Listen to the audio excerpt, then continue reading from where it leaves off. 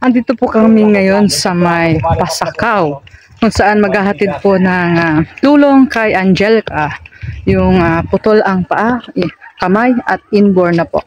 So yun ang mga kasama ko. Andito kami sa Palayan. So salamat sa at tunghayan po natin. Thanks so much. Oh, nahihiya. Yan naman. Andito po, siya po yung si Angelica. Ka, diba? Hello. Yan. Si Ate Virgie po. Hello. Bagong gising. Andito po kami at ito yung pinagawa na bahay. Wow. Diba? Naghatid po ng tulong. Kumusta? Nagugulat siguro siya dahil Ang daming tao. Mag-bless ka nga po. Bless po sa kay ate. Wow, ang bait. Kay ate. Kay Tita Virgie. Tita Virgie. Bless po. Bless. Bless ka kay Tita Virgie. Nahiyan siya. Yeah.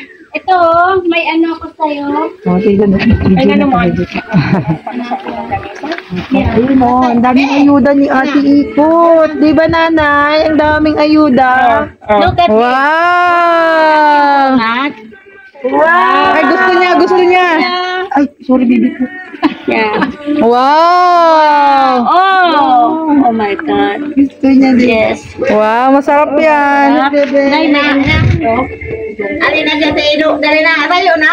Umiti ka na. Doggy! Ulam pa, Angelica, oh. Wow! Alam mo to?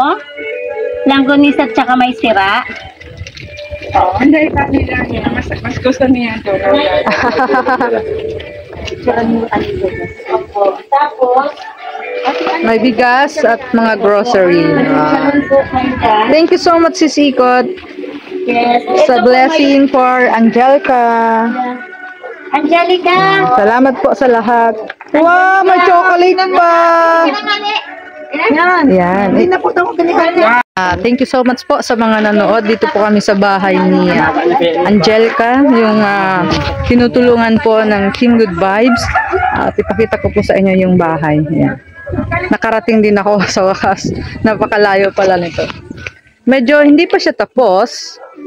At dito tayo sa kusina nila. Yan. Ito na lang ata ang tatapusin.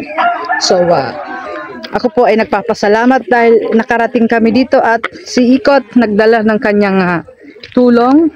Ayan. Salamat po sa nanonood. Charity vlog po ng Team Good Vibes. Ayan. Thank you so much, guys. Napakainit po sa labas. Ayan.